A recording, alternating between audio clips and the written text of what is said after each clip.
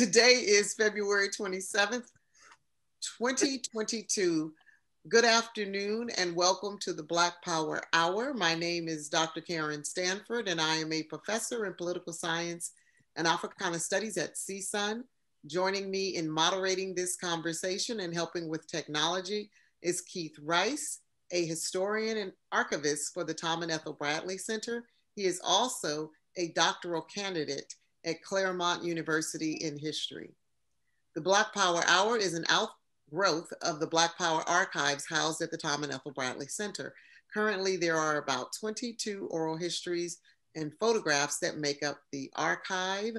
There is a link in the chat to connect you to the Black Power archives. And so we hope that you will take the time to listen to some of our interviews. The Black Power Hour aims to provide audiences with the opportunity to learn about the historical Black Power era in Los Angeles by presenting hour-long segments of conversations with former activists. Last year, we held 4 of these conversations in classrooms at CSUN. Dean Yan Searcy of the College of Social and Behavioral Sciences encouraged us to make them available to a wider audience. So thank you, Dean Searcy, for supporting this work. Please note that although we have titled the program the Black Power Hour, sometimes our conversations go beyond the hour. So we have scheduled this one to end in 90 minutes. In terms of our agenda for today, we will begin with an introduction and hold a dialogue with our guest lasting about 20 minutes. The remaining time is allotted for you to join us in conversation. Finally, before you leave, we hope that you will click on the assessment instrument in the chat and respond to the 4 brief questions. Watani Stiner is our guest for today. We asked him to participate in our first off-campus Black Power Hour because of his involvement in one of the most controversial and difficult incidents that occurred during the Black Power era. Keith Rice will introduce our guest, Watani Stiner. Hello, everyone. Watani Stiner is a writer, activist, revolutionary, and COINTELPRO survivor. He's a former member of the US organization. He was charged with murdering 2 Black Panther Party members at UCLA. Although not guilty, he and his brother Ali were imprisoned in 1969 and sentenced to life in prison. They escaped from San Quentin State Prison and fled to South America, where Watani lived in exile for 20 years. In 1994, he surrendered to the US Embassy. In 2009, he entered into a restorative justice dialogue with Ericka Huggins, the widow of John Huggins, who was one of the Panthers killed at UCLA. He was released from San Quentin State Prison after serving a total of 26 years in prison. Please help me in welcoming Watani Stiner. Thank you. First, I want to thank Professor Stanford and her technical associate and my friend, Keith Rice, for inviting me again to this Black Power Hour space to share my story. Before we begin, I would just like to take on. This is something that I do every time I speak to people in a crowd, in a group, on Zoom. I call this the Coweta Ancestor Praise. Whenever and wherever we gather, we must always acknowledge and celebrate our struggles for justice in this country. Let us honor first the ancestors, the messengers, and the openers of the way forward, the freedom fighters and self-sacrificers who taught us by their mind-opening words and their exemplary actions to understand and assert ourselves in the world. Let us mark and measure our victories, major and small, never forgetting the costs and casualties that accompany them. And let us pay special homage to the memory of our ancestors and the struggles they gave their lives to by continuing this struggle until freedom, justice, and reparations are achieved in this country. Everywhere is a battle line, and every day must be a call to struggle.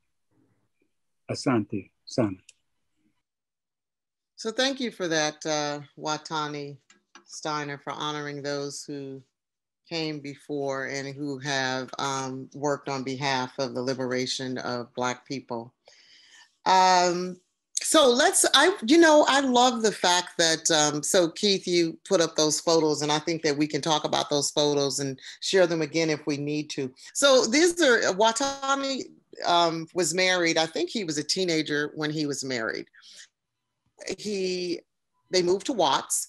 And he'll talk a little bit about the experience in Watts. It was a very, very difficult one for he and his family, but he survived it, as he would say. He got married as a teenager, and you can see him as a very upstanding student. And he graduates from high school.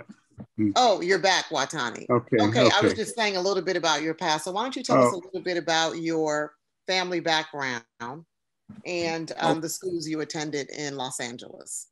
Okay, great. Okay, first of all, I already thank you. I don't know if it got recorded or not. You and Keith for inviting me to share my story in this Black Power Hour. So I want to thank you for that. So that was part of what I said.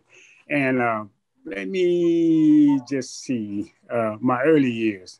Okay, I was born in the Jim Crow South in Houston, Texas. In 1955, my mother took my brother and me on a Greyhound bus to Southern California, to the housing projects of Watts. I attended several elementary schools in California before my family moved and settled on the west side of Los Angeles. I attended 52nd Street Elementary School, John Muir Junior High School, and I eventually graduated from Northridge High School in June of 1965. Watani, I'm going to interrupt you for a second. Watani, interrupt you. Turn off your video because you're breaking up a little, and it should be better, the audio. Okay, let me turn off the video. Hit stop video, and then I hope. Okay, hold on. Okay. But now, is that good? Yes. Right, and let me let you guys know, Watani is in Northern California, so and he's having a little difficulty with his Wi-Fi, but we can make it through this. So Watani, I think it's really important too that people understand your family background. Can you talk a little bit about your father, who was a mathematicien, and the experience that he had attempting to enroll in some of the in one of the major universities in Texas? Yes, my father, George Philip Steiner Jr., he graduated from, or he went to Wiley. I just had to look up what Wiley University is, one of the Black universities way back. It's one of the first one of the first Black colleges that Blacks would attend back then. He went on to get his PhD in mathematics. He was a mathematician, born and raised in Texas, Houston, Texas.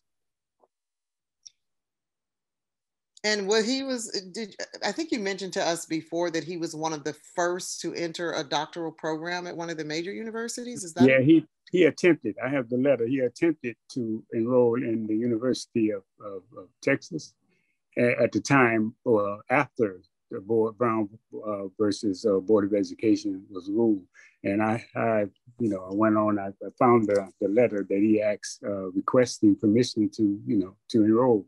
And even though it was like 2 or 3 years after Brown versus Board of Education, the response was that it's not time yet. I want to wait and see what happens before he was. So he was rejected to enroll at that time, even though it's past Brown versus the Board of Education. Okay, and so then your family, your mother and father divorced, and then you moved to Los Angeles, and you lived in Watts. What was that experience like, considering your upbringing in Texas? It was. I guess you can say. You can say it's a cultural shock, to say the least, because in Texas I grew up in a Catholic family. where, we believe that we just say our prayers, obey God's commandment, and, also stay in our place. So Texas was under the umbrella of my grandmother mostly. She ruled the family with a firm moral sword, and she was deeply Catholic. So it was a different experience, because I remember a lot of things when I was in Houston, Texas. I remember the separate water fountains. I remember having to go around to the back door of Mr. Fondo's grocery store to buy milk and bread for my mother and my grandmother. And I remember this beach. They used to have this long net in this segregated beach. Used to separate the white kids from the blacks. And I remember we used to get my brother and sister get real close to that net. And we used to watch the white kids playing in the sand, and it seemed like they was having so much more fun playing as white than we could ever as a Negro. So in Texas, it wasn't a question of discrimination or Jim Crow or racial segregation. For a child growing up, a Catholic child growing up in that environment, I could only make sense of the world that I was thrust into by, I had to do it through my religious faith, through the eyes of a Catholic child. So for me, it was a sin to drink from the water fountain. It was a sin to sit at the front of the bus. It was a sin to venture on the other side of that long beach net, and, to go to the front door of Mr. Ponto's grocery store. So for me, I could only make sense of it through the lens of my religious faith. So that was Texas for me. So my greatest fear as a child growing up in Texas was that I did not want Jesus to be upset with me because I made a mistake, or my family members made a mistake and accidentally drank from the water fountain, the white water fountains, or did something that was, so I interpreted it as a sin. So once I got to California, that was a whole new world. We went into the projects, and that was, so many kids there. So, and then they were a lot rougher than we were. We had certain rules in Texas that you didn't hit people in the face, you didn't kick, so it was a different environment being surrounded by so many young kids at the time, so for me, it was like, I wanted to go back to Texas. It was because I was removed from my grandmother's praying hands and her protected morality. So that was some new rules that we had to learn coming to California, different rules that we had in Texas. And I came to Texas when I was 7 years old. So, so that was my experience living in Texas, going to school. Had to run home from school a lot of times. Couldn't understand what I thought that FU was one word and not two, because it was. But I also knew that it was fight or flight. So that was my initial experience coming from Texas to California, straight to Watts. I want to clear something up real quick. Watani, you said you came to Texas at 7. You mean you came to Los Angeles? Yeah. Oh, yeah. Okay. Yeah. We left. Yeah, I left. It was 1955. Okay. My mother took my older brother, took us first, because her sister, my auntie, lived in Watts, and my mother was leaving there, and and it was after Emmett Till and a lot of things that was happening. I didn't know at the time, but she was looking for a better life, and then that was part of that second migration from the South, and Watts was the hub where a lot of people fleeing the racial brutality of the South went. Thanks. Right. So, Watani, then why did you become involved with the US organization? And why don't you tell us what the US organization is and what it was about? And it still is about, I guess. Yeah. Well, first, let me give you a bit of context, So I'll sort of respond to the second part of the question first. Like, let me say, 10 years after, I migrated from Texas with my family. And it was just 3 months into my 17th birthday, I married my high school sweetheart. I graduated from Manuarts High School, and I got a well-paying job, a good-paying job at Douglas Aircraft. And I became the proud father of my first son. That was Larry Jr. Now, that year was 1965. Now, all I needed in order to become an upstanding second-class Negro citizen in this country was a house, a white picket fence, and an obedient dog. I guess it would be correct to say that we were well on our way to experiencing the American dream. And I was going to do it the American way. But then something extraordinarily happened that very same year, something that would change my life forever. It was on August the 11th, 1965. That's when racial tension between the Los Angeles police force and, Black residents reached a boiling point in LA. A Black motorist by the name of Marquette Fry. He was pulled over and beaten by a highway patrolman during a routine DUI arrest. Sounds so familiar, even after some 56 years, still going on. So as the crowd gathered around what appeared to be yet another episode of police harassment, the police turned on the angry protesters, knocking one Black woman to the ground and dragging her to the streets. Now, this incident, it escalated quickly out of police control, and it ignited into a full-scale rebellion. Now, that rebellion had a cathartic impact on me, to answer your question. I had been watching on television as the dogs and the water hoses were turned loose on nonviolent protesters in the South. And as I watched this, those horrible images, I became filled with rage. I was not only angry with those brutal white racists perpetuating the violence, but I was also angry at those passive, nonviolent demonstrators. I couldn't understand, as a teenager, for the life of me, why those civil rights demonstrators on television would not fight back. I mean, how could they be so nonviolent in the face of such a violent, that violence that perpetuated by, against them? So why would they not protect themselves? So in my youthful mind, I didn't want to be like them. I wanted to be part of a more confrontational movement, I guess, to end police brutality and racial discrimination in this country. I could not, and I would not turn my other cheek.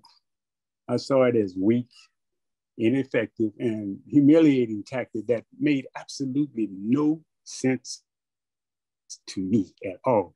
So tension continued to run high in LA during 1966, with scattered incidences of racial clashes, resulting in several more police killings. A Black motorist, and I remember this clearly, named Leonard Deadwaller. He was shot and killed while being apprehended for speeding with his pregnant wife to the hospital. Weeks later, as it was too many times, it happened many times, the white police officer who shot Deadwaller, got his name, he was exonerated by an all-white Los Angeles coroner's jury. The shooting was deemed accidental, quite familiar. Now, although it was the 1965 police incident involving Marquette Fry that ignited this full-scale rebellion in LA that caused me to lock up or to look up and pay attention, it was the police murder of Leonard Deadwaller that caused me to stand up and take to the battlefield. Now, my outrage was so intense, it drove me to search for leadership in a new direction. At first, I frequented the Black Muslim Temple of the Nation of Islam. That was located on 56th Street and Broadway, to listen to their fiery sermons about Blackness and the true Black God of the original Asiatic Black man. At the time, I was questioning everything that I had heard and learned in school and looking for leadership and a radical direction forward. So it was inside this rising social consciousness and tumultuous climate of the mid-1960s that I joined the US organization in Los Angeles. I was drawn to Dr. Maulana Karinga's passionate rhetoric of the need to break the psychological stranglehold placed on Black minds. We in us argued that Black people must reject the views and values of our white oppressors, whose images and interests are clearly not our own. Now, Karinga taught us that our oppressors cannot be our teachers. Now, at the time I joined us, that was in late 1966. It was an emerging cultural nationalist formation dedicated to the creation, recreation, and circulation of African American culture. That's, quote, what it stands for. We were demanding and fighting for Black power, which we define as self-determination, self-respect, and self-defense. I felt that we were on a necessary and uncompromising mission to restore Black people to their traditional greatness. Karinga taught us that Black people have a rich and sacred history, and that we did not just pop up out of the cotton fields of Mississippi, Alabama, Georgia, and Texas. We were reclaiming our stolen history and speaking our own cultural truth. Now, let me just share with you before I hear your next question. Let me just share this. Now, each of us pledged, and I think to give you some context of what did we enter during that tumultuous period of the 60s. Each of us pledged total commitment to the leader, the organization, and doctrine at the time. And this is an excerpt from our Kiapo, which is our oath in us when we came in. It says, with sincere, and I'm reading this, with sincere humbleness and gratitude, I take this oath of loyalty to us.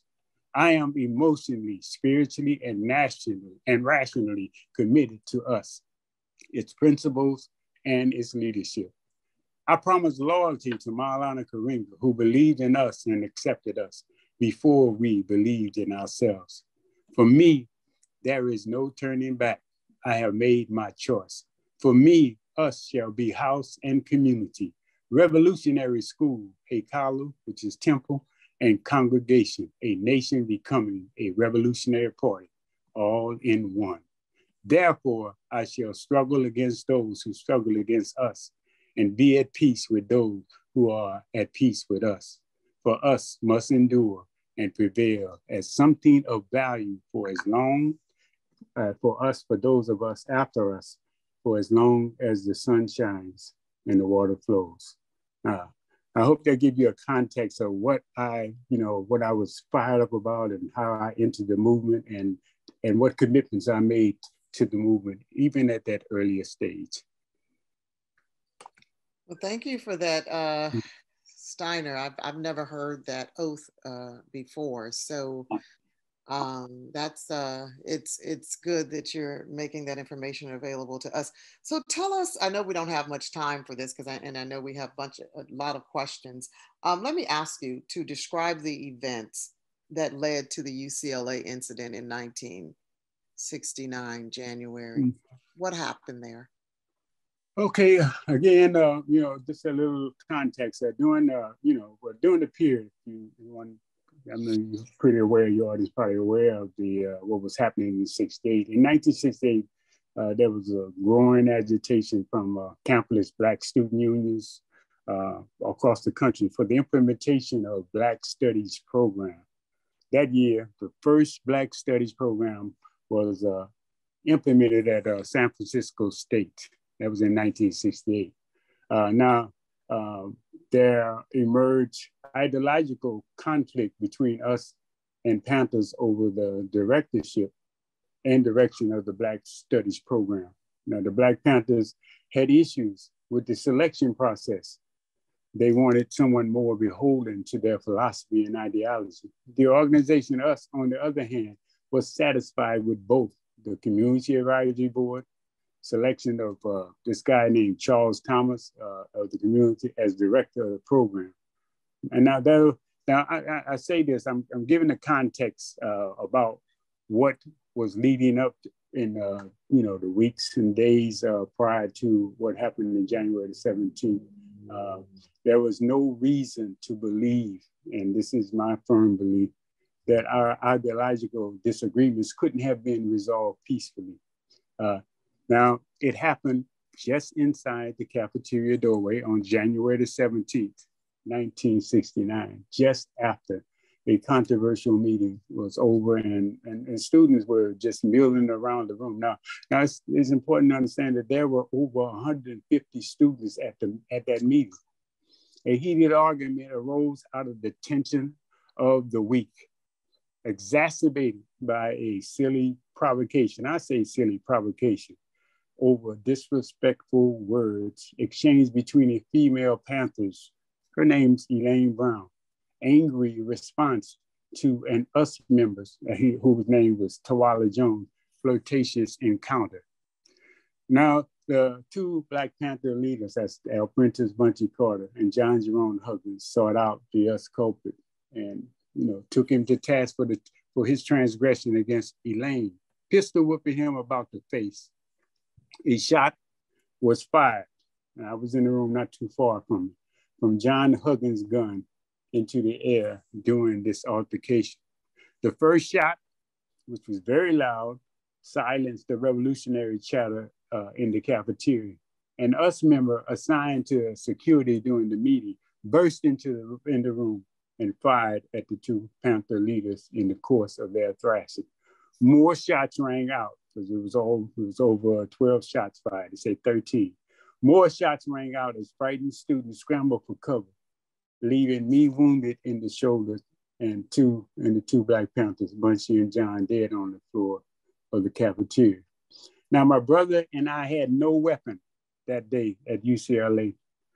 Tawala, the shooter, and myself, along with another newer Simba Wachanga, his name was Hakitha, member, fled the cafeteria. Now, my brother, as some try to say he left-footed, jumped out of the window and did not leave with us. So that's sort of a context what it is, because I know it's a lot of different interpretations or so I wanted to put mine on the table as someone who was there, and so anyway, I hope that's enough context so you can know that there was tension. I mean, because and I think it's important to understand that the Black Panther didn't open their chapter in Los Angeles until 1968. So that was 2 years after their organizations started. They opened their first the head chapter in Oakland, but Bunchy took over the chapter in 1968. Okay, thank you for that. So let me ask you this, and just two more questions before we open up the dialogue, because I think it's important that Watani give you some idea of what occurred in his perspective. Someone asked whether or not we can see your face, Watani, but we're concerned about the Wi-Fi. Why don't you click it back on and see what happens? Okay, let me see if I can go. Let's see. If you can. And if you can't, then we'll just keep on moving the way we are, because we don't want to lose you. Yeah, I'll let you know, Watani, if it starts breaking up and go back to just audio, but we can give it a shot.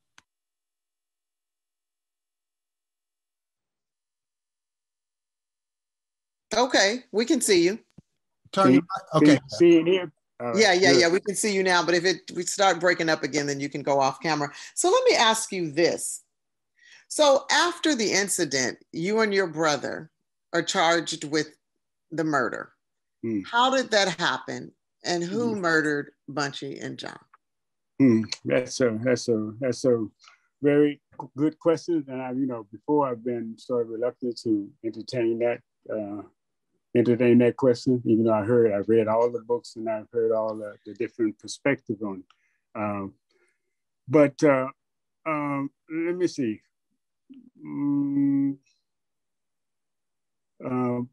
Let's say after we surrendered, we learned, first of all, there was an all points bulletin out for my brother and I arrest. I think it was 2 days after. That happened on the 17th, so the all points bulletin came out on the January 20th, 3 days later.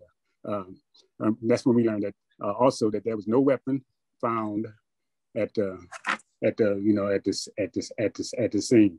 You know, after the let me go back to because the all points bulletin for the arrest of the Stiner brothers and for killing 2 Black Panthers. Now, we knew that we hadn't any weapons and didn't shoot anyone.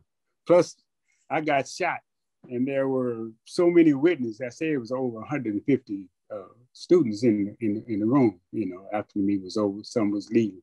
So, on the advice of our attorney, who was name was Deer, he told us, you know, we should surrender, and you know, and we thought that we would come back and we'd maybe be released or cut loose because there was plenty of witnesses. We didn't have a weapon, and the reason we didn't have a weapon, we normally would have a weapon because that was the nature of the time, but we didn't have it because we were on bail for another case, and in our organization, we had, particularly in the military wing, we wouldn't carry weapons if you were on bail because what they were doing was arresting us on trumped up charges and then, you know, forcing us to, you know, to put up bail and then charges again. So we always had the security with us when we had, you know, going places. Okay, so after we surrendered, that's when I learned that, you know, there was no weapon found on or near John or Bunchy's body, and that the DA was pursuing a convoluted theory that my brother and I were part of an elite SEMA hit squad, and that the bullet lodge that I got shot in the shoulder, lodge in my shoulder, came from Chochase's gun. That's the US member, Chochase, the one who shot John and Bunchy, claiming that I just got caught up in the crossfire. Now, knowing this, I had the bullet removed, you know, because first I refused to let them take the bullet because, you know, being a revolutionary, I thought he was going to try to switch the bullet, you know, and so I didn't. But after hearing that, you know, that they were trying to say that, you know, I just got shot in the crossfire because they didn't have a weapon and we only ones supposed to have a weapon. So knowing this, I had the bullet removed from my shoulder for ballistic testing. And it was determined to come from a gun belonging to ROTC Panther member Joe Brown, AKA Judge Joe Brown. Now, according to court transcripts, which I have, Joe Brown stated that he gave Bunchy the gun the night before the deadly shooting, but he did not give Bunchy the bullets. Joe Brown also was the only one in the room when the police showed up and questioned him, and he was the only one who could have removed the weapons from Bunchy and John in the room. Now, we also learned that a grand jury hearing was held and that 9 Black Panthers gave statements and were willing and did testify for the prosecution. Although we had no weapon and did not fire a shot, my brother and I, along with a younger US member named Stoddy, who was sentenced to youth authority, was sentenced to life in prison. You know, that's from my brother and I. And of course, 5 years later, we escaped from San Quentin and fled the country of South America. Now, I gave this context. This is my perspective, being one who's there, something that I wanted to, after I came back after exile, I wanted to reach out and talk with everybody. I was trying to find all ex-Panthers, old Panthers. I was trying to find anyone who was there at the scene, just to have a conversation about, put my perspective, because my brother that's when he was alive, and Chochase as well. I couldn't talk much about it. I couldn't even write about it when I was inside of San Quentin because they kept coming and taking my mail, trying to find out where my brother is. So I've never been free to have this conversation. That's why I welcome it. I'm living in Oakland and I look for conversations about this, just to clear the, to either clear the air, get some perspective, or get some other perspective that's not, so partisan. So this is what I bring to the table about that day. And I'm hoping to engage anyone who has, some other questions or some other perspective. So just rounding this out before before we open up the dialogue, Watani, so at some point, you and your brother escape San Quentin and go to South America. Is there anything you want to say about that? Okay, well, I'll say briefly because there's a lot. That's 20 years of I know, just exile. very briefly, okay, just to let people know sort of where you ended up before you came back. Great. Okay, the first country that we fled, well, we were supposed to go to Cuba, but Castro was tired of people hijacking airplanes and landing in his airport. So he put a stop to that, and started doing more screening and stuff. So we had to come up with another underground pathway to South America. And Guyana at that time was the hub for the, for most of the national movement, particularly like Barack on the East Coast, remember Barack on the East Coast, G2 also on the East Coast. They were like our liaison to get to to Guyana. So my brother and I, we ended up in Guyana first for 6 years under the PNC. We was welcomed by one of Malcolm X's education men, his name was Herman Ferguson. We called him Paul Adams, but Herman Ferguson, who since passed away, very good. He was like the godfather of the African American community. We had an organization, an exile organization there called Ujima, and so that's where I lived for the first 6 years of my escape. We landed there. We didn't get asylum at that time, but the government said that if the U.S. would put pressure on them, like threatening with the loan, then they would give us 24 hours to get out of the country, which was fair enough, So we had that agreement, but just moving along, I fell afoul with the government later on after meeting Walter Rodney and studying with some of his students and listening to him. I started doing some things that the government didn't like going to meetings of the opposition. I started getting newspapers from the opposition. I didn't know that the government was following me and recording that I was being ungrateful, I guess. So long story short, that ran afoul, and eventually they told me that my going to these meetings is the support of the opposition against the government, and that I'm ungrateful, and that if my body should wash up on the shores of Guyana, that the government would not even claim it. So that was the time I say, time to go. And that's when I crossed the river, went over the Suriname River to the Kiri, ended up in Paramaribo, which is the capital, right into a military coup in 1980. That military coup, we had soldiers that took over the airport. They had dreadlocks, and they took over the countries. People were cheering them on. But the only thing about it that was difficult there is that in that country, they speak Dutch.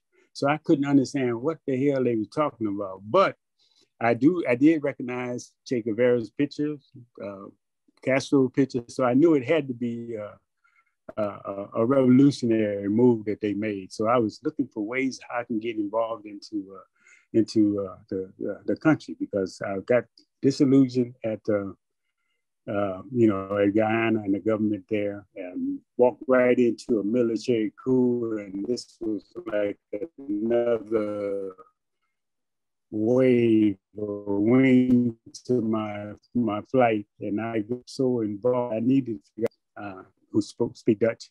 She spoke Dutch. She, was teaching me Dutch, and I was teaching her English. Then we ended up having a relationship, and then raising 7 children.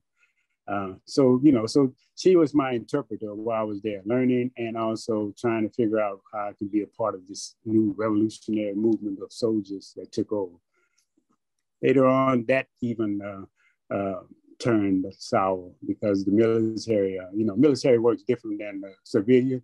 In Guyana, the civilian, they control the military, but in Suriname, the military, they say they call them shots. They get rid of an overnight move on.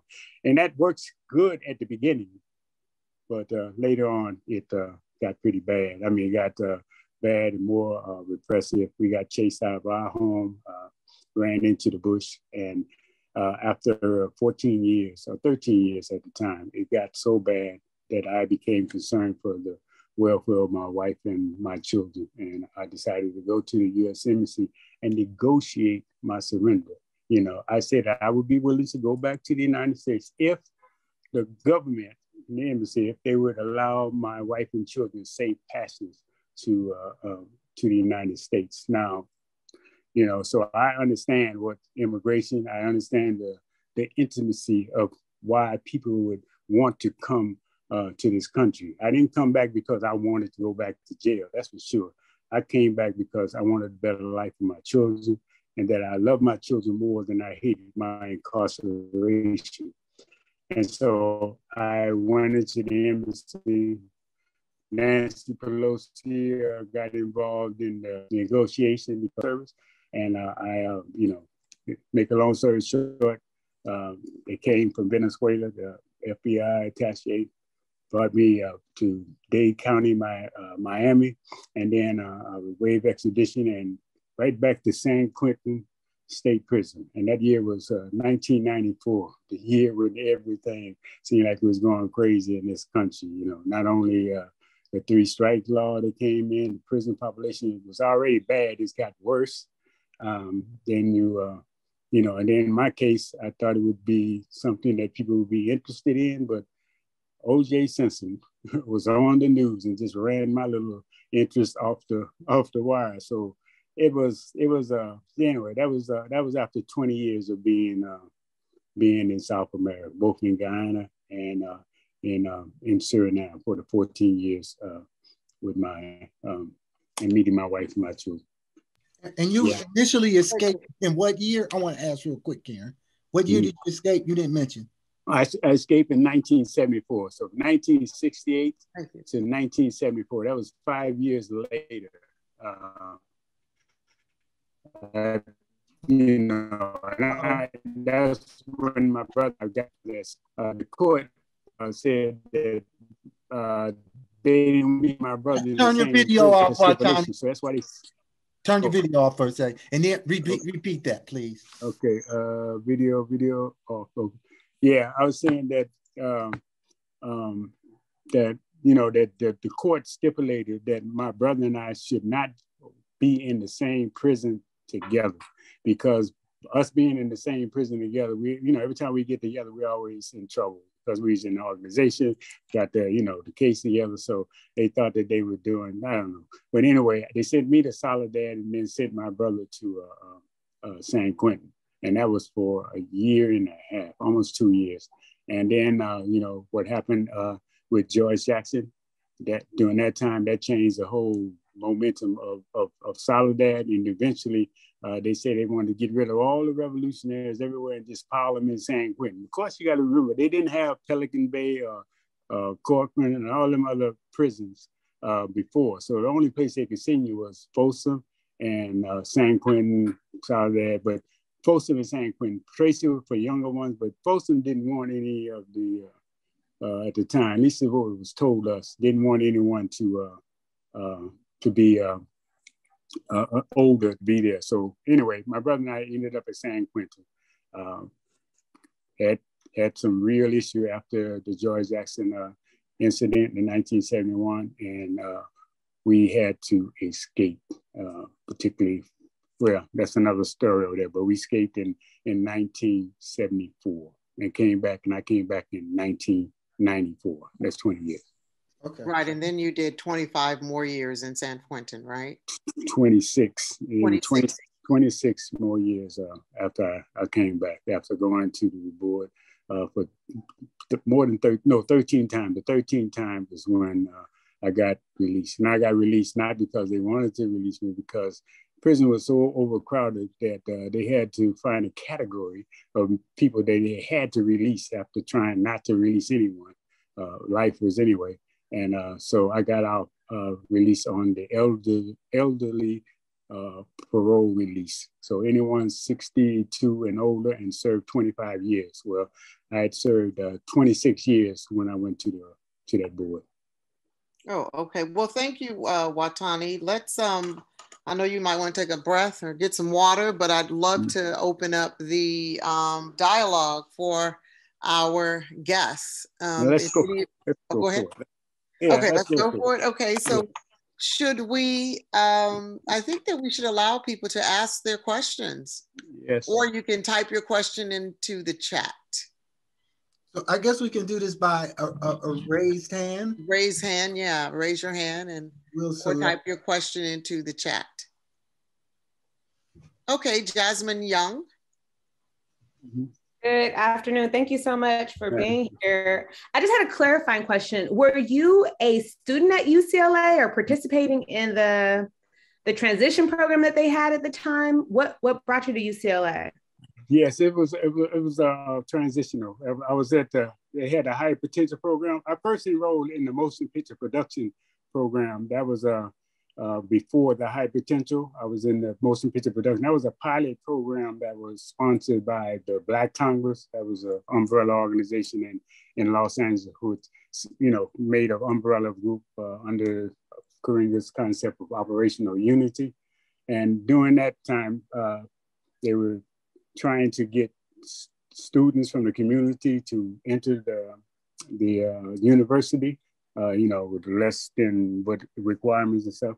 So that's when I was selected from my organization. Each organization selected someone to become a part of that. And then later that year, the next year, then the High Potential program was formed. Okay, we have another question from James Simmons. Greetings, brother. Greetings. Yeah, I'm so happy to be here and listen to this presentation. This has been such a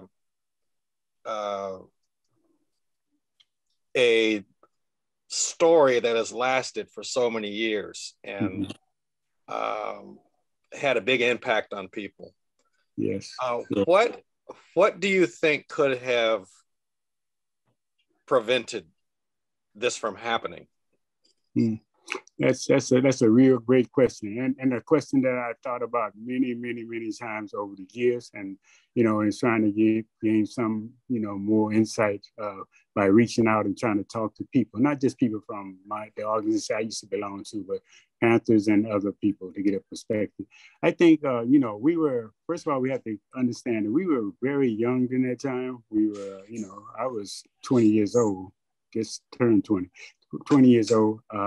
And so, so if you were over 26 or 28, then if you're 30, you're too old for the movement during that time. So I think that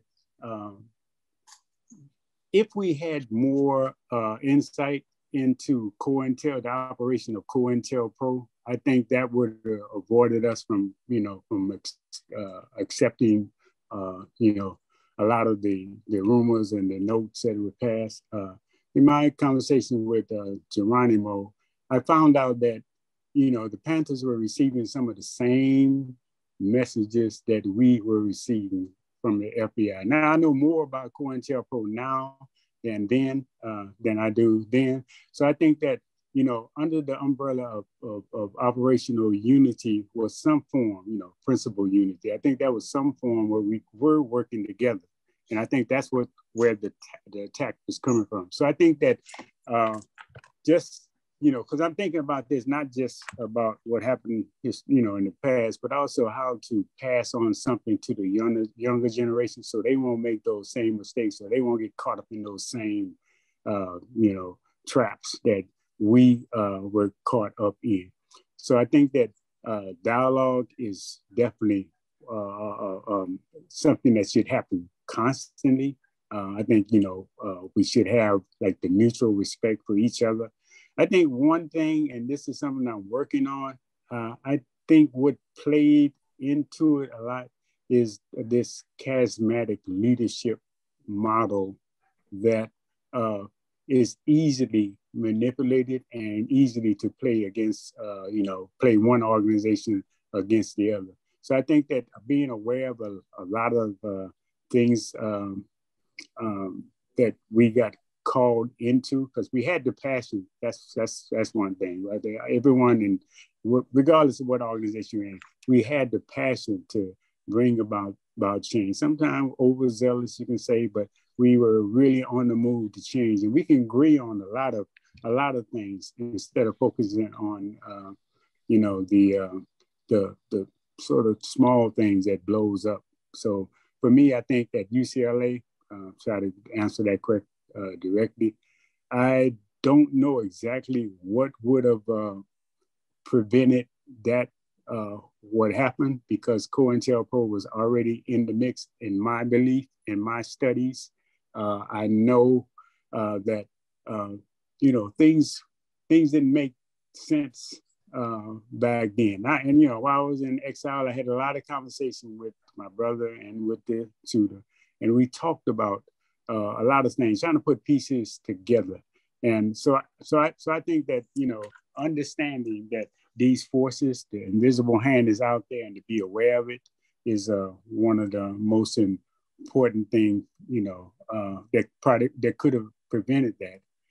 And it's something that I think, the younger generation now needs to pay attention to, be mindful of, because it's so easy to spread rumors. Look at, you say, what happened in UCLA? This thing lasted over 50 years. We're talking about 56 years ago that happened. 56, well, over 50 years ago that happened, and still it's unresolved, and still there's a lot of anger, a lot of misinformation, a lot of stuff that's happening out there. So when I talk about UCLA, before I say I was a little reserved with it, I didn't want to alert anything where my brother is and where the shooter was. So I sort of just listen and try to have a little private conversation, or writing people. I read everybody's memoir, so I know what they said. I got my FBI file in 1978 under the Freedom of Information Act.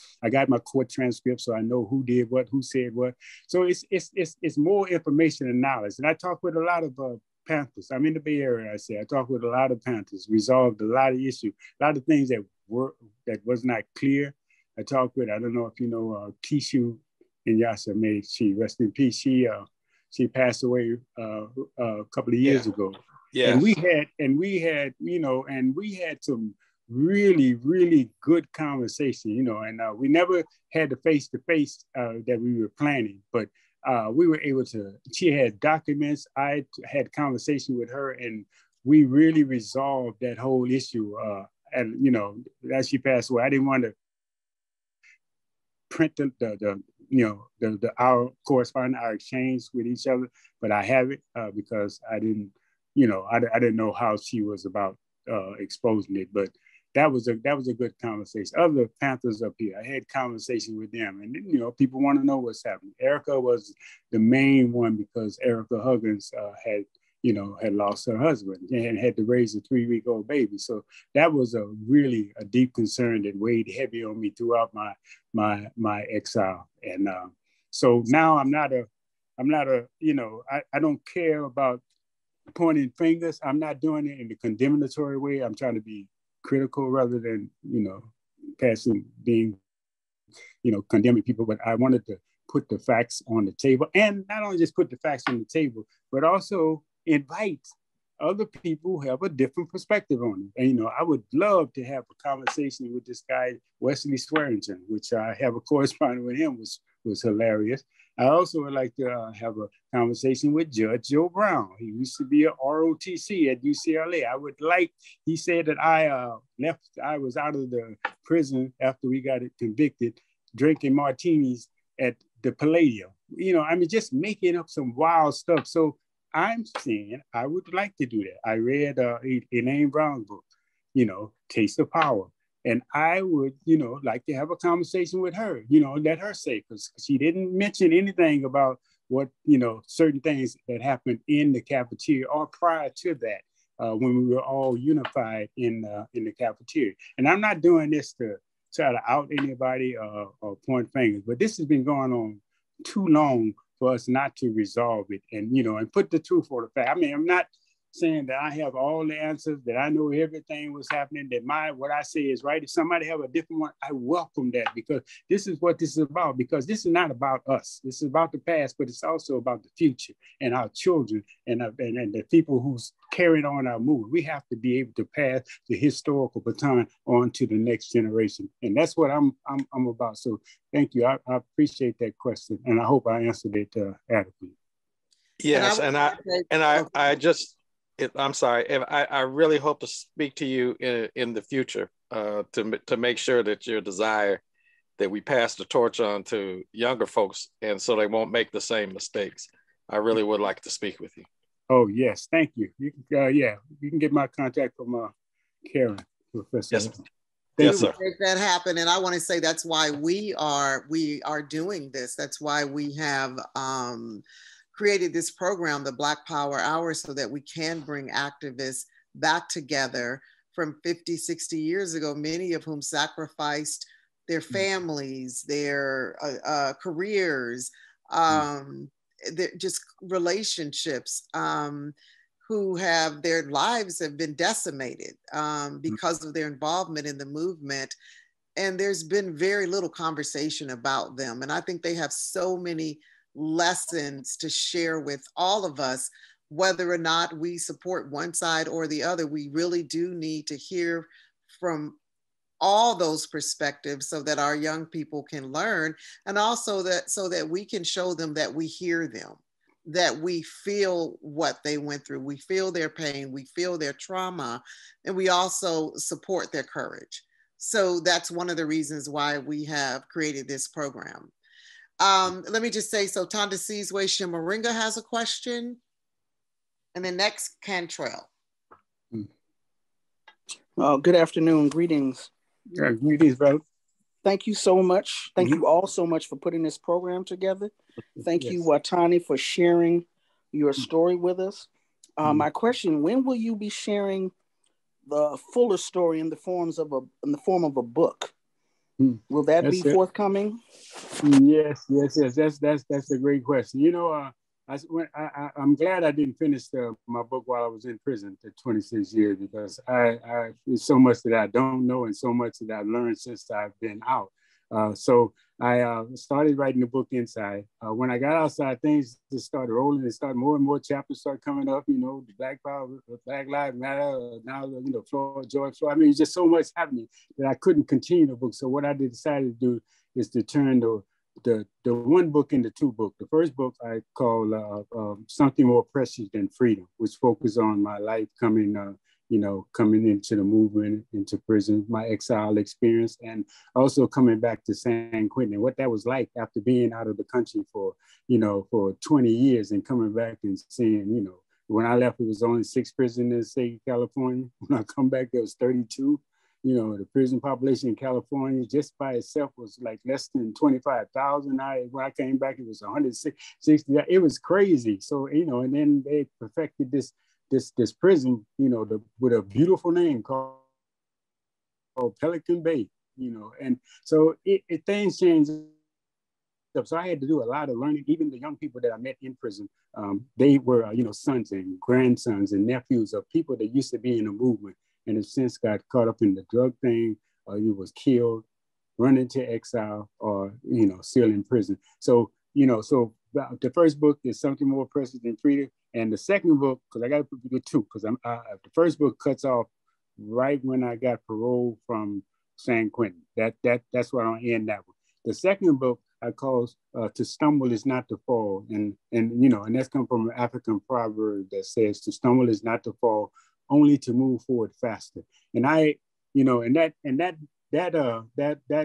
pretty much outlines my life, because I've been stumbling and falling, getting up again, learning things. Since I've been out, I've been learning so much from young people. I don't come out as this guru. I try to talk not just about the glory of our movement, even though that's important. I also talk about some of the mistakes we made. So wherever young people are, I go. I consider myself like a freelance elder.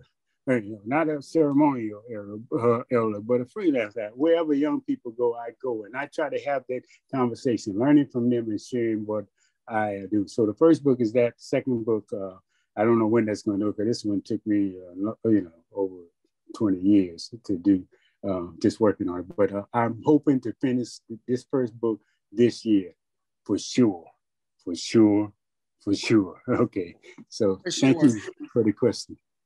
Before we move on to Cantrell, let me just say that after Cantrell, I'd like for Watani to talk about the restorative justice program and how he and Ericka Huggins, who was the widow of one of the men who was killed at at UCLA in 1969, I'd like for him to share how they finally came together and joined the program together and have been working with each other since then. I also want to say I see my brother Fluker from the Village Nation here with us, and we appreciate you. We know that you can share this information with young people, especially young activists. And if you are interested in the Black Power Hour or want any of them to join, let us know. Watani has made himself available. So if you think that young people need to learn from him, please feel free to contact me, and then I can connect you to. You know, my wheels were turning. Right? The whole concept of bringing young folks around to hear this and how they can utilize it in their activism. So thank you for the invitation. Right. Thank you. So so the question from Cantrell, and you kind of talked about this a little bit already, is what do you think is the best way to bring about the unity needed to move our community forward as one? Okay, I may just try to give a general response to that. I think that, we have to be involved, or at least be aware of the issues that we are confronted with now. They're becoming more and more, more and more lethal, you can say, these issues as far as our livelihood and stuff. So I think that, for us to come together, we have to come together as an organization, whatever organization it is. I'm not suggesting even one particular organization, but come together in an organization and try to unite on those bases of, mutual respect, mutual, understanding, and mutual support for each other. That's critical for us. One thing that I talk about a lot is about the racism in this country. And I think we need to really understand that, because I don't think we understand that enough. This is my take. Now, because racism in this country is a mutating and deadly virus. Understand? And the only vaccine for racism is resistance. It is up to each generation to provide the booster. Now, that booster has to come from the young people. That's why I focus so much on young people, that they can learn from what we did in the past, because that's what the movement's about, building on, the backs of the others, whether, taking being knowledge of the mistakes we made and still moving forward, because young people are going to make their own mistakes, but they shouldn't make the same mistakes that we made. So I think that first we have to, find an organization that can, you don't have to be like a big organization, mass organization, but some organization, be some organized force in the community, pick up some issue, because there are a lot of issues now, whether you're talking about the environment, whether you're talking about jobs, whatever you're talking about, and then trying to unite around those things and I still believe in operational unity. I still believe that there's unity in our diversity, but not just any unity, but I'm talking about a principle unity with each other, moving in that direction. We tried that in the 60s under the umbrella of the Black Congress, and the FBI was able to do that, not only the West Coast, but also on the East Coast with the Panthers and the Young Lords, and a host of people. and just reading, and like my transcript, my FBI files is over almost 1,000 pages, 900 something pages, and and they just, it has all kinds of stuff that they did, like cartoons that they put out. I've got to set the organization against each other, and we can't just keep focusing on personality and stuff, but try to look, what did we learn from that, and how can we pass that on to the next generation? So to answer your question directly, I think, first of all, is to find an organization that, that you can, realize your worth or your passion, and then try to work around that. And like I said, it doesn't have to be a big organization, but some form of an organized way to resist the oppression that's upon us, which is getting worse and heavier every day. So everywhere is a battle line. Okay, thanks. So Errol Henderson, I see that you are here to join us. Thank you so much. Errol is one of our preeminent scholars on Black nationalism, as well as some other important issues to our community. We'll have Watani talk to us about the restorative justice program, and then from there we'll ask and respond to Dr. Henderson's questions. Great. Okay, I'll try to be brief on it. But after I came back in 1994, I was put back into San Quentin, locked up in a hole for a while, going back and forth. Then I started writing. That's when I first started writing. And my writing, I wanted to correct the historical record. That was my intention, because I read everybody's memoir, what they said. I was supposed to be an agent. It was just all kinds of stuff that I read, but we couldn't, I couldn't challenge it when I was in exile. Couldn't come back and say, oh, that's a lie. And then, challenge anyone, because I wasn't coming out of exile. But being back, I started reading a lot of stuff. So I started writing my memoir, like I said, out of an intent of trying to correct the historical record, writing from my perspective of what I know, and what I saw on that day of January 17th, and just in the movement. So I started writing. I had this little creative writing teacher used to write these annoying little comments in column, and we used to have this tug of war about writing. And she, we were arguing back and forth, and she was helping me to peel back the layers of my story. And I started, seeing the other side, another perspective.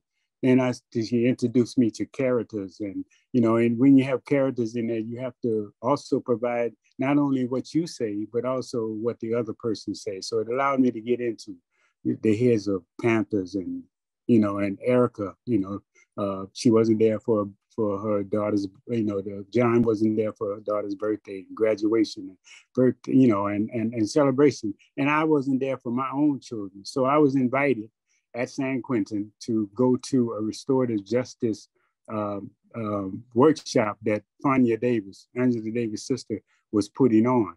And, in San Quentin, you try to get out there as, anytime you can, you get out your cell. So I was going, not with any intent of talking or anything. I just wanted to get out my cell. And I got in there, and I heard Fania talking about restorative justice and who's left out of the equation, and how, it was just a whole new way of looking at it. And I think my writing, when I was in the creative writing, opened up the way, so I was more receptive to what she was saying about restorative justice. So after Fania finished the workshop, I went up to her and I asked her if do you think that Ericka would want to engage in a restorative justice conversation with me? Now, I didn't plan it that way. I didn't, it wasn't something I was planning. It was just something I felt after it was over with, not knowing what she would say.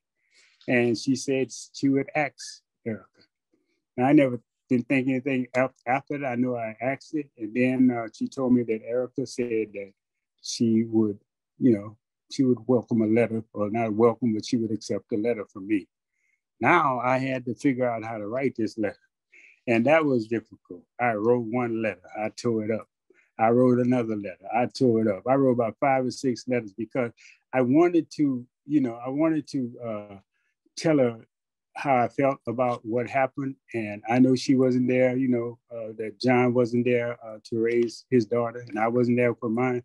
So, and I was apologizing, not for anything I did specifically, because like I said, I didn't fire a shot, I didn't kill anyone, but I felt that I was part of an atmosphere that caused the death of 2 human beings. So I was taking responsibility for that. So I didn't want to open up old rooms. I figured she might say, "You writing this letter, your organization, you got a lot of nerve." I didn't know, but so after I got a letter that I really felt satisfied, I wrote the letter and I mailed it out, not expecting anything. I just felt good that I was able to express to her what I felt. And then a couple of weeks later, standing by my cell, waiting for you hear the guards coming jingling and the keys, this mail time. And I stood up and he passed the letter. He passed my cell and back up and said, "You got a letter, Steiner. You had to say your number, B19861. And so he gave me the letter and I saw Ericka Huggins' name on the letter. Now I'm afraid to open the letter, and my fear was that, I just didn't feel right because I knew that that had to be hard for her. And so I thought if I just peep into the letter, she might, "You got a lot of nerve." So I didn't. So I put the letter on the bed and went to Charlie and came back. And when I came back, I read the letter. It was the most beautiful letter that I've ever read. Matter of fact, it was on NPR where Ericka and I couldn't be together when I got out, even though she was agitating for it with the Sacramento. So we couldn't be in the same space at the same time. So NPR did a program on NPR where she read they read my first letter to her, and she read her letter, her first letter, her response to me, and so that. Ericka and I ended up corresponding for 3 years. We talked about everything, our children, what happened. She wanted to know what happened with John. I mean, what expression was on his face. I mean, we talked about all of that, and so with her, that those 3 years, she was at Laney College teaching young girls, a women program, and also going into high school with restorative justice. And at the same time, I was at San Quentin. I had a column that I was writing called An OG's Perspective. And in that column, I used to write, I used to have conversations with young people about male-female relationship, about violence, about, just a host of things. And then I would frame it in a column, and that would be the basis of us having conversation. I did that for a year. So Ericka and I was doing the same thing. She was doing it with women outside, and so we had a lot in common, even though our path drifted. She was doing the work and I was doing the work inside. I was kind of angry at first. I mean, not angry, but frustrated because, she was out there, she was she was talking with people and nobody wanted to talk to me. I mean, I was writing letters. I wrote all the universities. I was trying to have some kind of conversation. So I was kind of upset she was having all this freedom to talk and I couldn't talk. And I told her about it. She told me, "Look, when I go out, I'll tell you a story, until you get out." So that was 3 years we corresponded back and forth. So we talked about a host of things. Then it was decided that we would meet face to face inside the boardroom at San Quentin. And this was also scary because I said, all right, even though we corresponded for 3 years, I wonder what I would say when we get together. And, I was kind of, but finally we met for 5 hours at San Quentin under the restorative justice. Then we went to have a symposium at San Quentin where people outside was invited and I was inside. And we were modeling what truth and reconciliation looks like.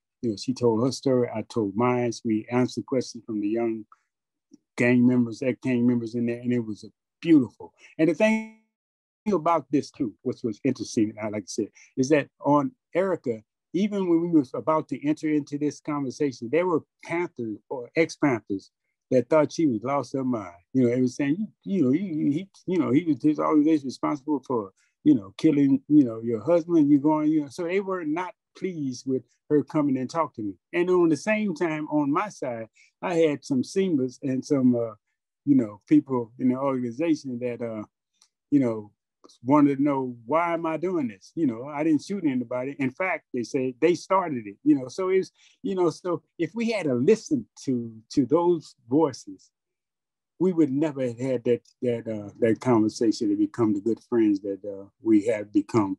And, you know, since I got out, we couldn't have this, you know, we couldn't be in the same room, but I got off of parole after 3 years in 2018. And we met at a cafe. It was the first time Ericka and I met, and we hope to do more about it. And we talked about many things. So for her, she said, you know, she said, if you don't shed light on it, you can never talk about it. You never talk about it.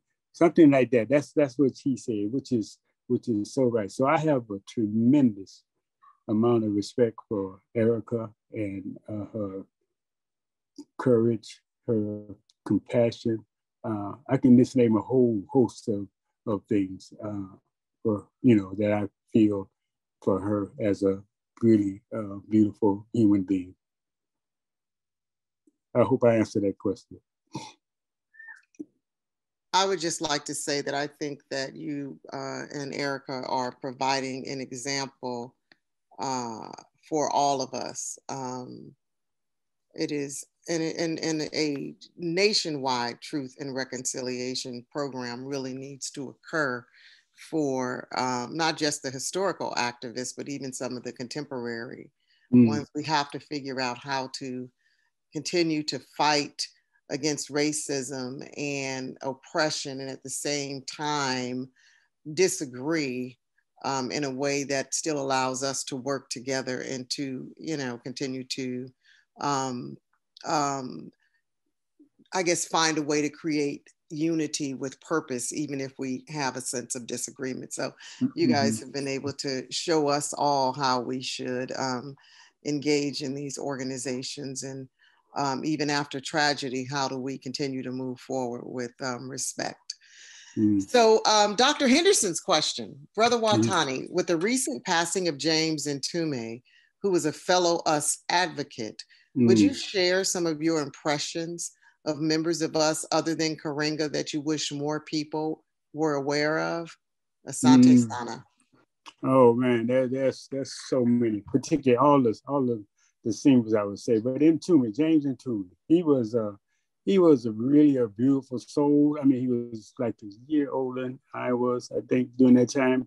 And he was so talented when he was in the organization. He was somebody, I don't know, he was somebody that I had a tremendous amount of respect for, you know, his character, his integrity, and, you know, and his passion for the struggle. Ntume was into the struggle with all heart and soul. And there's several stories I can share that we had before him. Some, according to Savage, might not be legal, but we had you know, but yeah. So Ntume was somebody, you know, may you know, he made the ancestor welcome your world. He's such a beautiful person, you know, in the conversations that we had. I learned so much for him. He was like the somebody that was an example for a lot of the singers to, you know, to follow him. He's had a lot of discussions about things. We just come to him with questions. He's one. There's other Jomo. Jomo was somebody that you know, I really had a lot of respect. He was our commander of the Sima Wachanga, and you know, he's somebody else that I know that had a lot of integrity, and someone that, you know, that kept the fire going, kept the flames going, kept us trained. He trained us well. We were, you know, militarily prepared. You know, we had, you know, like during that time, we as Seamers, we had our roles. So I know a lot about the Seamers, and I cherish the brotherhood that we had. But you know, we, as I said last time, we had what really defined us as Seamers was the S, because the Simba means lion, Sima Wachanga, young lion. The S was for the shield to the people and a spear to the enemy. The I we had was inspiration to youth and innovators of revolution. And the M was, we were a monument to our ancestors and a movement for liberation. I'm reading this. And B is a brotherhood to ourselves and the basis for a nation. And the A in Seymour was advocate of Qaeda and an alternative to them. This encapsulates what we were about and the people around it. I mean, I can't stress that enough, of the brotherhood that we had. I'm sure, you know, the Panthers and other organizations had that too, but Seymour's had a tight knitted. I'm talking mainly about the military wing that trained hard and really, you know, thought the revolution was right around the corner and that we were going to wage it and we were willing to die for our cause. So you know, and I can't stress that enough, that this is what kept me there. This is what, you know, energized me. This is what made me, you know, in the person that I am, you know, today. And it's something, you know, that it would always be with me. So I hope I answered the question. Yes, Watani, you know, first of all, I just love the us against them. It's so simplistic with so much meaning. But I wanted to say Jomo, I don't know Jomo's last name. You're referring to the one the commander who was murdered, if I recall, and his murder is still unsolved. Yeah, Jomo, yeah, Chambalier. It's my son. I named him after Chambalier. But yeah, he was. I was in prison when he was killed, and there was a lot of speculation about who did it, what happened, you know, and it was puzzling to most of us old Seamen that know Jomo, that it was almost impossible, because he was good at martial art and, you know, had a lot of discipline and careful. He was almost you know, we figured, how could anyone get into the apartment and kill him with his own machete? What year was that, Watani? It was 1970, I think. And I think this is important. 71. Right, and it's important because I mean, my gosh, I mean, people talk about how the Panther Party was decimated, certainly so. So many unsolved and unresolved issues occurred around and in the US organization. And because I think Scott Brown is the only one with a book on the US organization, and he sort of gave us sort of a light touch, but so many other issues are unresolved. And that's why it's so important that you tell your story, because you're one of the few who can. You're one of the few who's left. So I learned about Jomo's murder just reading the newspaper, and then after some of the interviews, of course, with Ngoma and Kicheko, Kabaila. I mean, they all say the same thing. It's still unresolved, and no one knows how and why he was murdered. And they had when I came back in 94, but in 99, I think, they had an investigation. They opened up a cold case, and they came to San Quentin. You know, you don't really have to talk to them, but I was curious about what they talking about, what was happening. And they came in and they wanted to interview me. The detective named Loto. Anyway, I forgot his name, but it was two detectives that came in, and they was asking me about Jomo. They said they wanted to open up the case, even though I was, you know, for Jomo, because it's a cold case and they're supposed to be retired. And so he, you know, was showing me some pictures. You know, I saw pictures of people in well, he wasn't showing it directly to me, but I saw him on the card of people in Cuba and who they were looking for. But he was asking me, but I was trying to find out questions. I was trying to find out things from him, but you know, because I didn't have any information about Jomo. I just know that, you know, in order to get Jomo, you really had to be good to get through whatever security thing that he had. So nobody knows about that.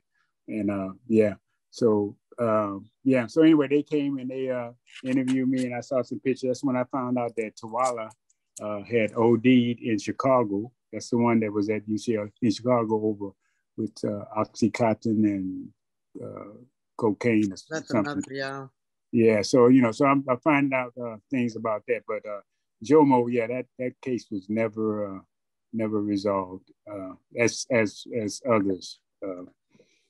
And so, Watani, we have one more question, and then I just want to end with you saying something about what happened to those who were also involved in the case, Chuchesi, Yes, Chuchesi, and your brother, and of course you mentioned Tawala. And Stoddy, yeah. And Scott Stoddy, yes. So Tondi Seasway, you have another question? Yes, sorry to go back. I forgot, and then I was reminded. Brother Watani, you said that there were Panther members who I believe testified at a grand jury regarding your involvement, or basically regarding the case of John and Bunchy. Did the Panthers testify that they saw you involved in the murder, or that they did not see you involved in the murder? What did they testify? Okay, the grand jury is a secret. I didn't know that. I just got the list of people that were testifying, the 9 Panthers that was testifying, and one testimony that I definitely recall, because I remember leaning over to my attorney, was Albert Armour, who testified that I was on campus and I was waving my gun on campus, which was not true, because I didn't even have a weapon that day, and I sure wouldn't be waving it on campus. That was one. But the other ones, they testified that we were on campus. We was in the room. They didn't say, no one testified that we did the shooting. So that wasn't even the case. They knew who the shooter was. But I didn't have a weapon, so it was stated that I had a weapon by one of the Panthers. I know one. I remember some names. I know Joe Brown was one. He's one of the major one that I've been trying to, get some kind of conversation with him. So anyway, yeah. So that was it. It wasn't like we did the shooting, because that wasn't a case. It was that we were on campus. We were, in certain areas and certain places. So it was more of an inference than anything else. So you can, we can have another conversation about what evidence convicted you, because I'm still not understanding that. Conspiracy, I'll get real quick. Another plot. Conspiracy to commit murder. That's what it was, because they had to change it from we were the actual shooter, and then the DA, after they found out the bullet came from, didn't come from the gun that killed John and Bunchy, and they found some 357 Magnum outside the doorway belonged to John and Bunchy, and also they found a gun that belonged to Joe Brown outside, buried in front of Campbell Hall. So it's those little pieces that's in there. So we got convicted of conspiracy, not necessarily, not actual shooting. Conspiracy trumps that. That was made it a life sentence and also a death penalty thing, is because there was a conspiracy to commit murder and second-degree murder. Now, the conspiracy was based on our being there in the organization.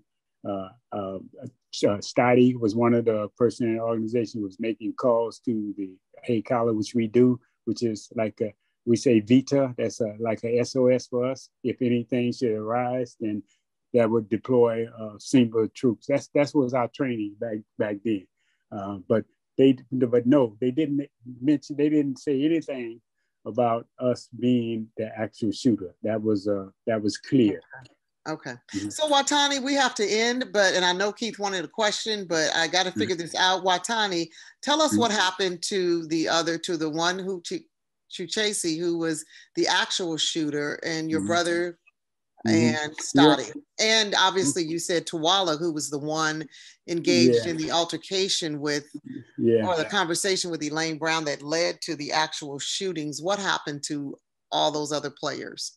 Okay, Tawala, let me take Tawala first. Tawala, I just explained, he OD'd in Chicago, according to the documents and stuff. So I know he's no longer along, but he left. He went to Guyana with Chuchesi at first, and when he got there, he went into the bush, and the mosquitoes tore his ass up, and so I remember Ferguson was saying that, the brother, because when we got there, he had already gone. And Ferguson said that, the brother came and lost the revolution with the mosquitoes, and he came back to the States. So we didn't hear anything about him, but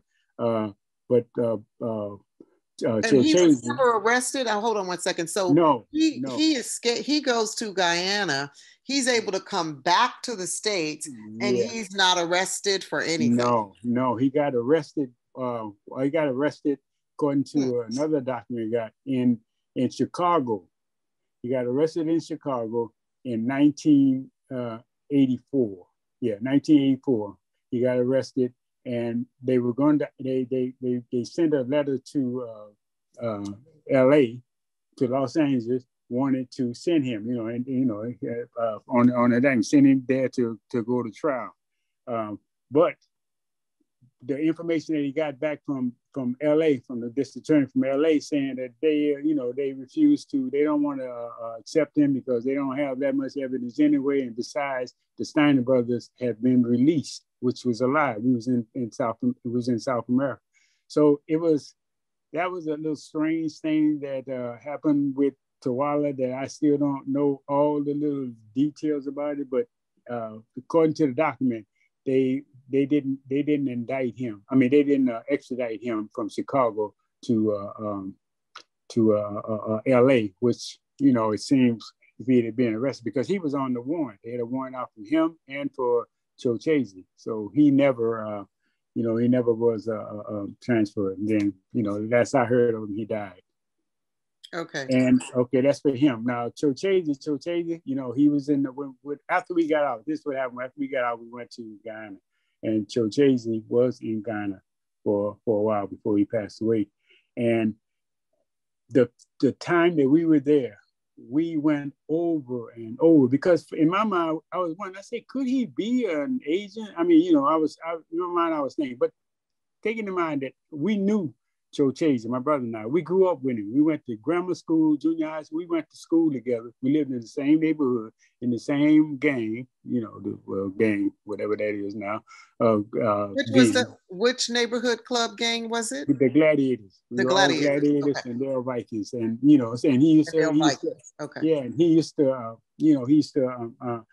run away from home and come in, and we used to hide him under the bed until his mother come and get him. So I knew him well. So when we got to Guyana, we talked about everything. And I questioned, I wondered, could he have been a Asian or what? But I was convinced after that time, no.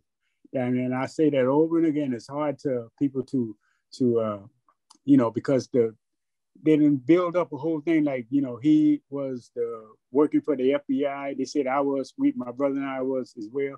And, and he couldn't come back and challenge that. But I say that Chochese was not this lone assassin that people are portraying him to be. And if he was, I would be willing to say, because in my mind, I wonder what was really going on. I started to question why they didn't indict Tawala back from Chicago. So that's in question. There was another singer that came with us they ran in the car named Hakika.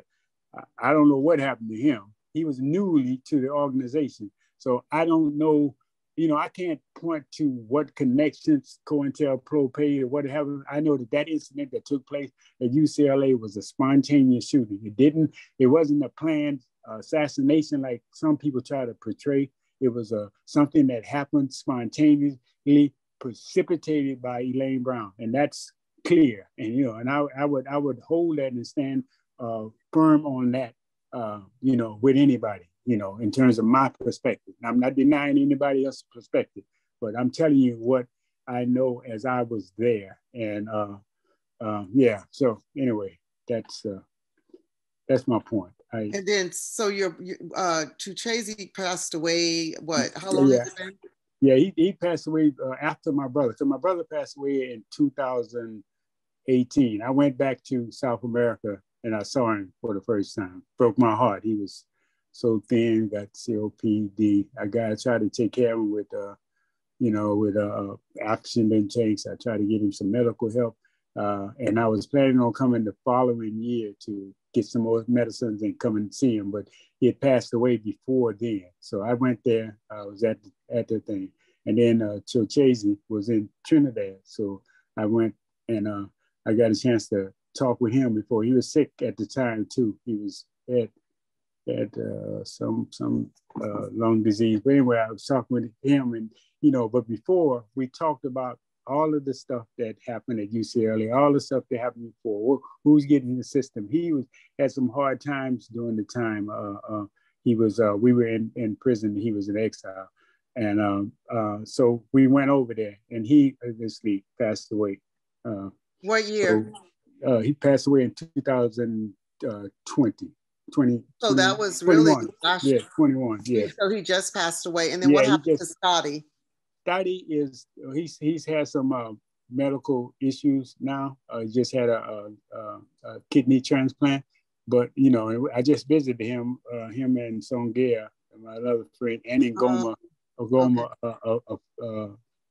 last month. And so Scotty came anyway, and I didn't think he was coming because his health is so bad. He has to. Anyway, but Scotty is. And we got a chance to talk about it. Every time we go, we talk about UCLA. We talk about a lot of things, how we can have this conversation. So I'm really appreciative of this forum here. So but Scotty is he's in LA. He's recovering. He's okay. He's still alive. So not many of us left. So we're trying to get together as often as we can and share as much stories as we can. Plus, I'm writing my book, and I'm trying to fill in the pieces, because all that stuff that was happening, the turmoil and stuff in the US organization, and and with the Panthers, when that was happening, we were in prison, and so we didn't know. So we hearing all of these stories that took place when we was in prison. We were getting letters from people from the East Coast and Baraka and them telling us this, and then people who were loyalists to Maulana, they be getting letters. So it was turmoil. And at the same time, the Panthers was having that same turmoil. They was having turmoil about Hugh and the penthouse and Eldridge, what he's saying. So we in prison decided that, look, they crazy out there. So we formed a group of Panthers, us and everyone. We had more unity inside of prison than they had outside. We had an organization called SATE, which is Self-Advancement Through Education, which was like a vehicle for us to connect with the community and bring people in and have soul day and so on. So we, it was a different thing. While they were fighting and doing, things would seem like it was just, chaotic on the outside. On the inside, most of the people who were former Panthers, former US members, and and some other organization united together, and we worked together. And I have a lot of good friends that was on that side. That was quite different from what was happening outside. Okay, so Watani, Keith, do we need to have this question, or can we can end this session? Is that okay, Keith? Yeah. Watani, why don't you come back on camera? Okay, here we go. So thank all of you for coming and spending time with us this on a Sunday afternoon to listen to Watani tell us about his restorative justice work, his experiences as I guess you're still a Black political liberation freedom fighter. We just really appreciate you. Please, for those who are still here, go into the chat if you don't mind and just answer like those 4 questions, which will let us know whether or not this is really a useful program for people. We'd like to do more. We're planning on doing a few more, and we just need to hear from you to sort of justify our dean continuing to support this effort. And the questions can be found at the link. Oh, the link in the chat. Yes. What does it say? Oh, to fill out. Please be sure to fill out the survey under Jasmine A. Young. So now that we have officially ended, Keith, ask your question. So for those who want to stay on, listen in. So what, can you hear me? Yes. Yes, I can. Okay. So Watani, we know you, Karen and I, and we know you are extremely remorseful about what happened. We know that. Has anyone ever asked you to express the sentiments of your fellow members in exile? That makes sense? No. Watani, say it again. Turn your video off. You broke a little bit. Say it again. Turn your video off. Turn your video off. I'm gonna turn it off. Maybe I can do it. Oh, okay, me. I'm gonna stop. Okay. Okay. So what I was asking, we know how remorseful you are about the incident at UCLA. Mm-hmm. Has anyone asked you, or has your fellow members in exile who are deceased now, mm-hmm. have they, because you're kind of like a spokesperson for them to me, have they asked you to express how they felt? Because I'm sure you've all discussed it. Yeah. Have they asked you to express it, or has anyone in any of these situations like this asked you how did they feel? Okay. Ericka asked me, when we had our conversation in the boardroom at San Quentin, mm-hmm. she had asked me about Chochese. Did he feel remorse for what happened? And I had to be honest with her. I had to, I always like to put things in some kind of context before I just give an answer and stuff. And, so what I was explaining is that during that period, of course he wished it didn't happen. But I was trying to put it in context. During that period, we had this warrior mindset, particularly the English. And that warrior mindset was something that, would make us quick to respond to situations and stuff in a more aggressive way. I mean, that was what was happening. So I try to put it in that context, but as you get older and stuff, you think about it. We talked about it we talked about it, I guess, over the time that we were together when I was in exile with him was for years. We just kept going back to it, trying to identify people and what happened and stuff, not knowing all the other stuff that's going on here, because that was another narrative being weaved on this side. And so we went over it. So when Ericka asked me that, I gave that context, and I said that, yes, he is. He's gotten older, and he, that was something he wished didn't happen. And my thing had it, knowing what you know now, you could have avoided.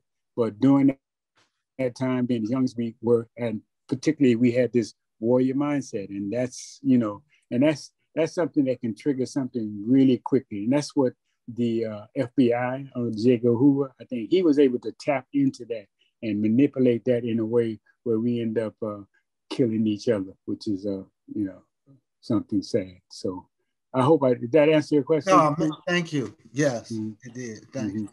And that's kind of, I had another question, but you kind of answered that in that, because you mentioned in your youthful mind, you couldn't understand why demonstrators in the South were being beaten and not defending themselves. Yeah.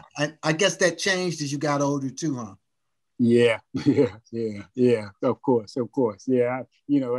Age has a funny way of making you look at reality a different way and interpret it. Of course, there's a lot of hindsight into it, but yeah, that's it's so much. I've learned so much since I've been back. Not just people, a lot of young people and people I talk to think that they learned a lot from me, but I learned so much from them. I also learned a lot from my children. So yeah. All right, thanks, Watani. Thanks. Yeah. Mm-hmm. All right, thank you for the question.